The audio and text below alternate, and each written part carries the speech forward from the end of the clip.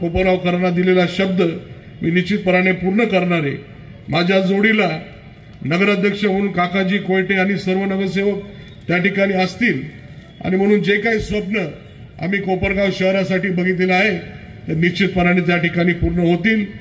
कोपरगाव शहरामध्ये मागच्या काळामध्ये जर 2019 पासून 2025 हा 6 वर्षाचा काळ बघितला तर कोपरगाव शहरामध्ये फार मोठा बदल त्या ठिकाणी झालेला आहे। पाण्याचा प्रश्नांबरोबर अनेक जे काही प्रमुख रस्ते आहे हे सर्व चांगल्या पद्धतीचे झालेले, जे काही गटारीचे प्रश्न होते ते देखील त्या ठिकाणी सोडवलेले, भुयारी गटारची योजना मंजूर झालेली, अनेक शासकीय इमारती त्या ठिकाणी मंजूर झाल्या, अनेक कामं अजूनपर्यंत करायची आहेत, अनेक कामं मंजूर आहेत, त्या ठिकाणी ते सर्व कामं येत्या काळामध्ये चालू होणार आहे।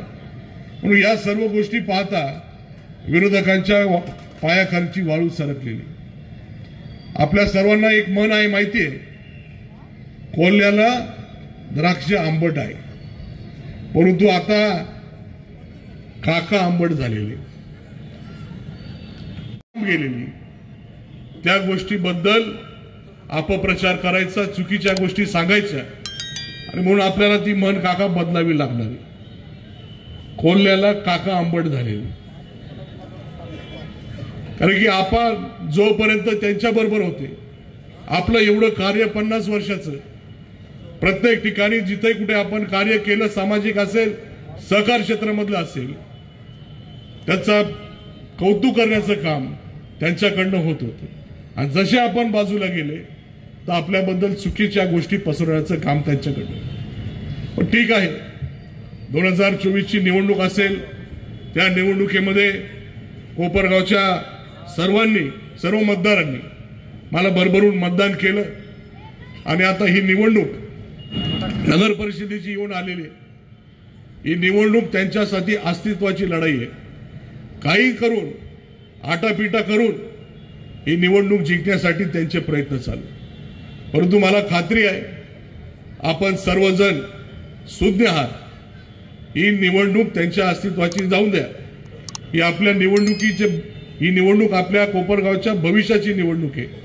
आपण योग्य विचार करून त्या ठिकाणी राष्ट्रवादी काँग्रेस पार्टीचे सर्व उमेदवार निवडून आणणार याची मला खात्री आहे आणि म्हणून आपण सर्वांनी येत्या 2 तारखेला जे काही मतदान आपल्याला करायला जायचं आहे, 3 मतदान आपण त्या ठिकाणी करणार आहोत, तर तिन्ही मतदान राष्ट्रवादी काँग्रेस पक्षाचं घड्याळ चिन्हाचं बटन दाबून निश्चितपणाने आपण सर्व उमेदवार निवडून आणावे एवढी या ठिकाणी विनंती या निमित्ताने करतो। आपल्या सर्वांना रुपालीताई आणि तटकरे साहेब यांचे विचार या ठिकाणी ऐकायचे आहे, म्हणून मी माझं भाषण या ठिकाणी आटोपता घेतो आणि आपण मोठ्या संख्येने या ठिकाणी उपस्थित झाले।